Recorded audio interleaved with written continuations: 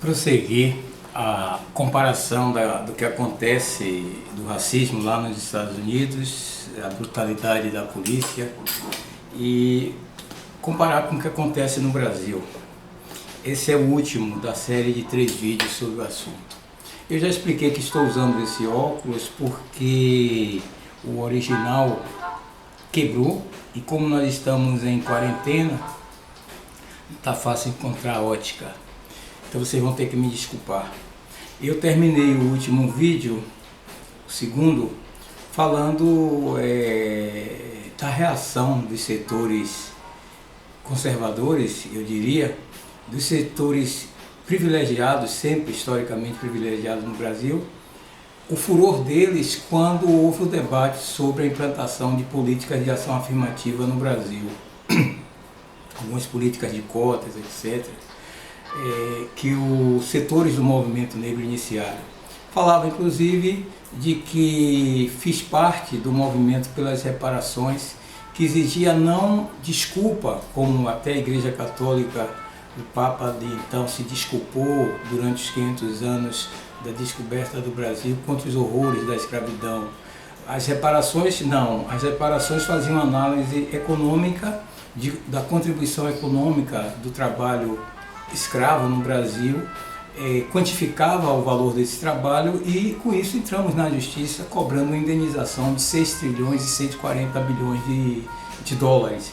Isso foi para as calendas, até porque setores do movimento negro se dividiram quanto à quantificação do trabalho escravo. Acabou que a palavra reparações foi apropriada por setores, inclusive antes contrários, mas para outros interesses, não para aquele que nós dizíamos de que é necessário capitalizar o negro brasileiro.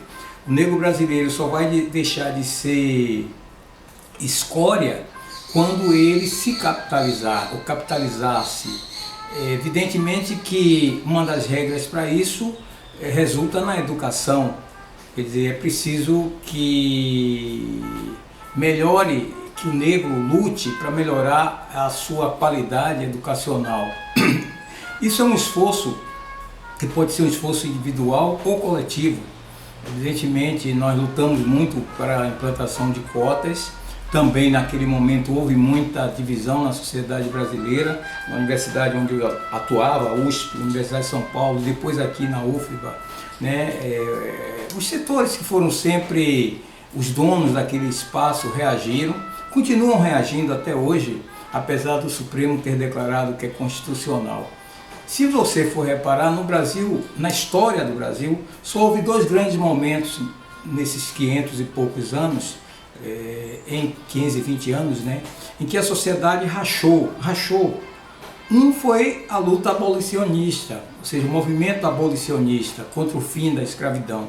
Naquele momento, quando você estuda, você vai ver que as elites brasileiras, os que eram a favor da manutenção daquele sistema e os que eram contra, porque queria inserir o Brasil na nova ordem econômica mundial, essas elites se dividiram, quase que chegaram à guerra. Não chegaram à guerra porque o brasileiro sempre, as elites brasileiras buscam sempre uma conciliação, né? Você vê que, de qualquer forma, durou mais de 50 anos até que de fato houvesse o fim do trabalho escravo, ou seja, do início do debate até o fim do trabalho escravo durou quase 60 anos. Um outro momento em que houve um racha na sociedade brasileira foi nos meados dos anos 90, 1990 em diante, 1995 por aí, até 2010. Esse período foi um período de racha porque o movimento social negro se fortaleceu no ambiente da democracia, por isso que a democracia é fundamental. É fundamental nós batalharmos para a manutenção da democracia, ou seja, o fascismo não nos interessa, o socialismo real, o comunismo também não nos interessam, porque eles são antidemocráticos, eles não permitem o debate, né, a livre expressão de ideia, nenhum nem outro. Esses projetos não interessam ao negro. O que interessa ao negro é fortalecer o ambiente da democracia. Então, naquele ambiente, o movimento negro se levantou e começou a exigir reparações, cotas nas universidades, políticas compensatórias de ação afirmativa. E a sociedade se dividiu, porque foram mobilizados grandes recursos intelectuais, né, acadêmicos, todos esses que se beneficiam com o status quo, né, formaram fileiras contra as políticas de ação afirmativa.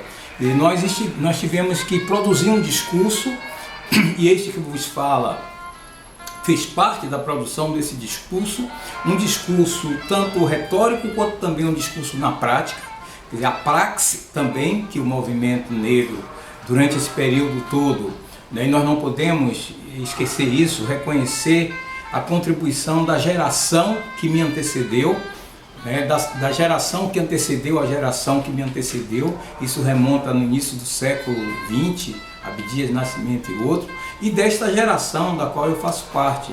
Quer dizer, nós lutamos muito para termos esse mínimo que temos agora, né, apesar de que os novatos assim não veem, né, mas essas conquistas, que não foram muitas, mas que devem ser ressaltadas, né, cotas, você ter uma organização negra, alguma presença mesmo rala no debate intelectual de negros e negras, né? Isso foi uma conquista dessa geração da qual eu faço parte, da geração que me antecedeu e da geração anterior, nesse período republicano e de fim da escravidão, iniciado em 1888, 1889 e em diante.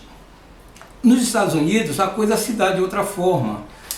O debate lá é um debate também histórico. Esse assassinato de George Floyd, que tem repercutido tanto nos Estados Unidos quanto no mundo todo, né? George Floyd evidentemente está sendo transformado numa espécie de herói, apesar de que não é bem assim, não tinha nenhuma militância, né? Mas o que se debate aqui é o sistema de brutalidade da polícia. A polícia é usada exatamente para manter o negro no seu devido lugar.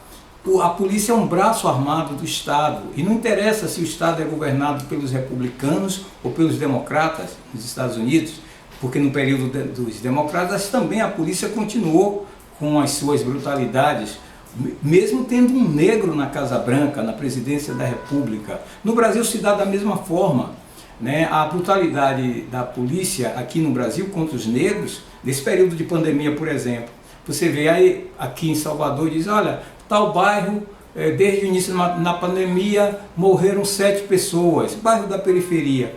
E eu digo, contabilize pelo Covid, né? Pela Covid-19. Agora contabilize o número de homicídios, e homicídios entre os próprios da comunidade e homicídios da violência policial.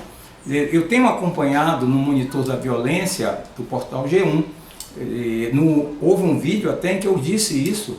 Quer dizer, nós já atingimos, nesse período de 5 meses, entre janeiro de 2020 e maio de 2020, somente aqui na Bahia, atingimos a marca de 3.000 pessoas, mais ou menos, 3.000, quase 3.000 assassinatos, né? No Brasil inteiro. Isso já ultrapassa, sei lá, só verificando, mas é só dar uma olhada.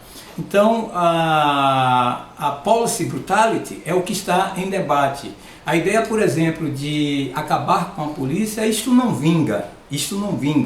É preciso distinguir também, a polícia nos Estados Unidos, ela é responsabilidade do município, ou seja, é o mayor do município, é o prefeito do município, é a Câmara Municipal, né, quem cuida da polícia, ou seja, a polícia lá ela é municipalizada, diferente aqui do Brasil, em que a polícia é estadualizada, né? A polícia tem a legitimidade, isso aí não fui eu quem deu foi a ordem jurídica, ela tem legitimidade para ser violenta. E isso é um problema sério, é o que discute o psiquiatra Friedrich Hacker, a quem eu citei no vídeo anterior. Quer dizer, é um problema esse, porque uma coisa é a violência praticada pelo indivíduo, a violência a granel. Outra coisa é a violência que é legitimada, né? E que a polícia, portanto, age a partir dessa legitimação. Surge aqui e acolá grande indignação perante as brutalidades policiais. Não se trata de nos indignarmos, de denunciar. É simplesmente preciso recusar viver num país onde elas se pratiquem. É preciso obrigar as autoridades a fazê-las parar, fazer essa brutalidade policial parar. O que é grave é que, minimizando a violência, se chega a dessensibilizar as pessoas para a violência. Quando se dessensibiliza o organismo, este torna-se mais tolerante. Psicologicamente, é o mesmo processo de habituação.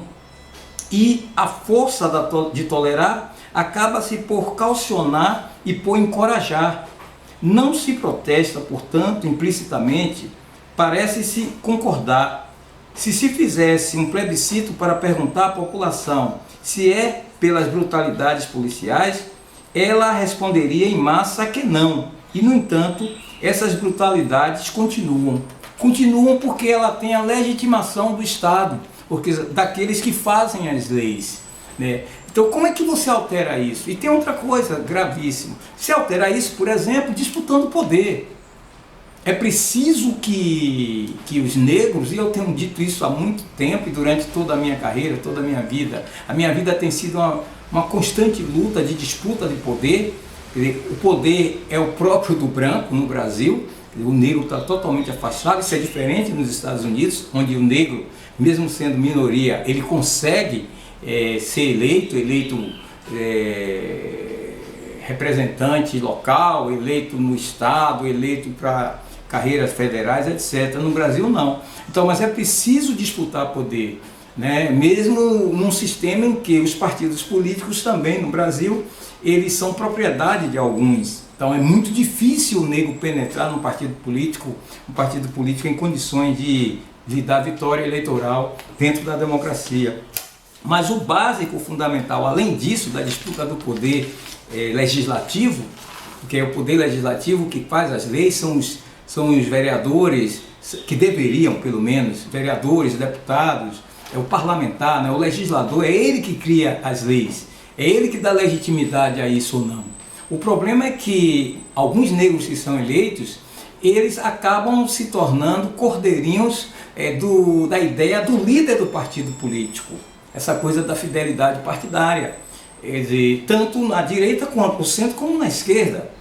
Né? E mais fiel, quer dizer, uma fidelidade canina, os negros que militam na esquerda têm pelos seus líderes brancos que deram esse espaço a ele dentro do partido, né?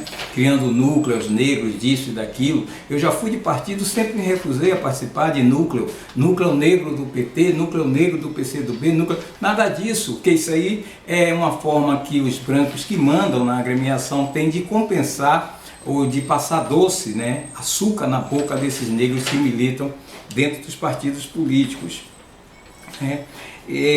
O negro no Brasil, ele, conforme eu disse, ele precisaria ser mais agressivo, né? Agressivo discursivamente e agressivo também na sua atuação prática, né? Nós não devemos pedir favor ao branco, não vamos esperar que o branco no Brasil deixe de ser racista. Ou você acredita que o branco, de repente, eu digo branco, não o branco individual, eu tenho amigos brancos, excelentes amigos, tanto no Brasil como fora, né? Não é disso que eu estou falando, eu estou falando do branco como uma cultura de racismo que existe neste país chamado Brasil. Então a questão não é você aqui, digamos, macaquear a palavra de ordem lá dos movimentos negros nos Estados Unidos. Que Black Lives Matter? Aqui a palavra de ordem deveria ser outra. Brancos canalhas, devolvam o que vocês nos devem. Essa deveria ser a palavra de ordem. Começa também aqui no Brasil a haver uma confusão, né? Ou já houve movimentos, está marcando movimentos de rua, né? Anti-Bolsonaro, né? Contra o presidente da República, que é um escroto de direita, né? Que botou lá na Fundação Palmares, que é uma conquista nossa, colocou um negro que é uma espécie de capataz. Eu voltarei a falar da Fundação Palmares e do atual presidente da Fundação Palmares em outro momento, né? Mas veja bem, essa pauta do movimento negro antirracista começa a ser capturada por partidos políticos ligados, digamos assim, à esquerda. Então veja bem, é aquilo que a professora Margarida Marques me pergunta lá de Lisboa, da Universidade Nova de Lisboa: Fernando, por que os brasileiros, ao repetirem esses atos, eles discursam no sentido da interseccionalidade? Ou seja, a pauta não é mais o racismo, a pauta aí eles misturam, né, a luta antirracista contra a luta antimachista, contra o patriarcalismo, né, contra o abuso dos homossexuais, agora é contra Bolsonaro. Quer dizer, essa interseccionalidade é uma espécie de fuga. Quer dizer, é você deixar que a pauta, a fortaleza da luta antirracista se enfraqueça quando você caminha por essa trilha, né? E nessa trilha da luta antirracista, né, nenhum partido político, seja de direita, de centro, de esquerda, isso a história mostra, nenhuma facção política de mando no Brasil abraça essa causa. Essa causa é uma causa negra, não é uma causa partidária de partido nenhum. E quando, digamos assim, setores do movimento negro se deixam manipular dessa forma, né, isso enfraquece a luta do movimento negro, isso enfraquece o combate ao racismo. Ou você acredita que um dos maiores próceres da esquerda no Brasil, Luiz Inácio Lula Luiz Inácio Lula da Silva, não é racista? Ele é tão racista quanto o Bolsonaro é racista e já deu provas disso, né? Aqui na Bahia, a legitimação da brutalidade policial ela é dada pelo Partido dos Trabalhadores que governa a Bahia desde 2006. E você tem aqui no estado da Bahia, o estado mais negro do Brasil, a polícia mais violenta do Brasil, que mais pratica violência contra a comunidade negra no Brasil.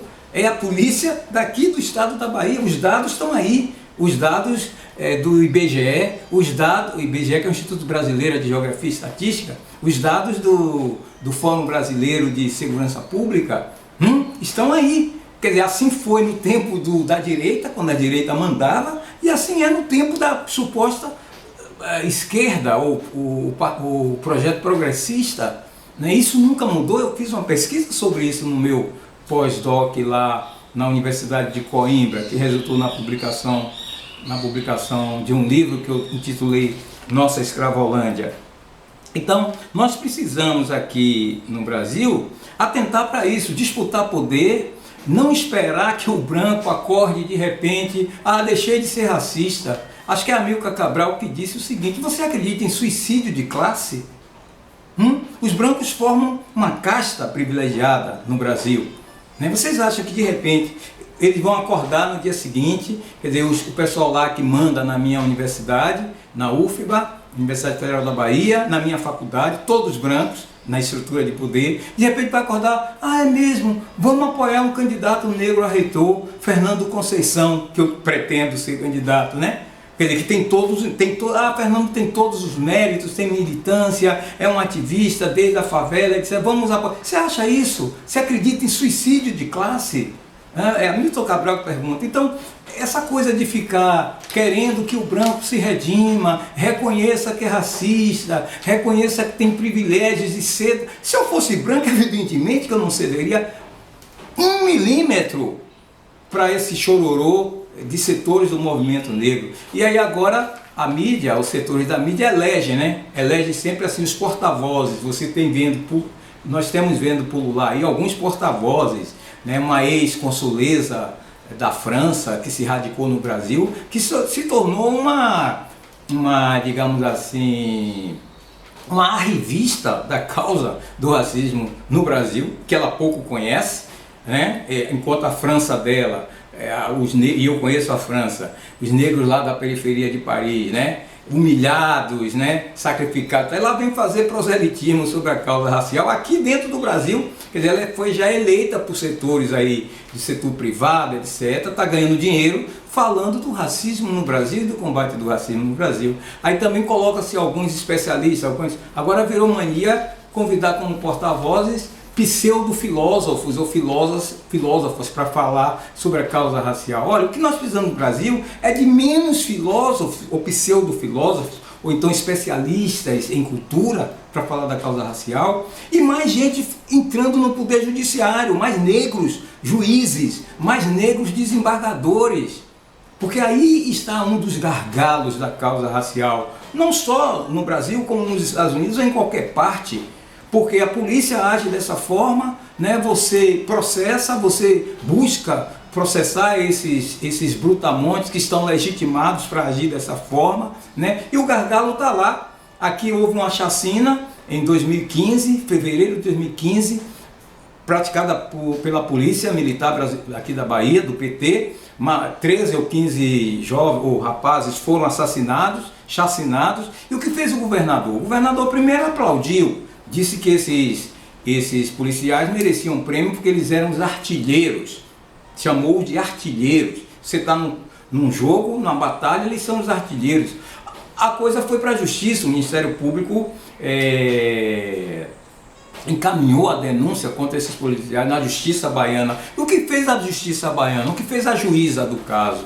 Ela absolveu todos os policiais, assim como houve com Rodney King lá nos Estados Unidos em 1991, 1992. Chegou lá na justiça, a juíza absolveu. Então nós precisamos de menos filósofos, menos gente especialista em cultura que pulula, né, nessa causa, né? E nós precisamos de mais juízes. É como dizia Paulo Sérgio Pinheiro ainda na década de 90, lá no Núcleo de Estudos da Violência da USP, é preciso adestrar jovens negros para fazerem direito, né? E fazendo direito eles prestem concurso e se tornem juízes, se tornem desembargadores. Quer dizer, nesse conjunto de negros, provavelmente alguns entenderão a questão do racismo, porque haverá negros que não, né? Se deixarão absorver pelos encantos da magistratura, mas outros compreenderão. Então é preciso investir nessa seara, nesse condão. Precisamos de mais negros desembargadores, mais negros na justiça, né? Para que quando essas causas cheguem lá, eles tenham essa sensibilidade. Então eu termino aqui, né? Precisamos nos qualificar, né, para fazer esse enfrentamento. O Brasil não são os Estados Unidos da América. A nossa causa aqui é uma causa talvez mais difícil devido ao divisionismo maior que há, porque afinal aqui não há segregacionismo, né? Os negros precisariam deixar de ter a mente cativa, né? Deixar de fazer esse pacto que fazem, infelizmente, com os setores que mandam. Um abraço, assine o canal.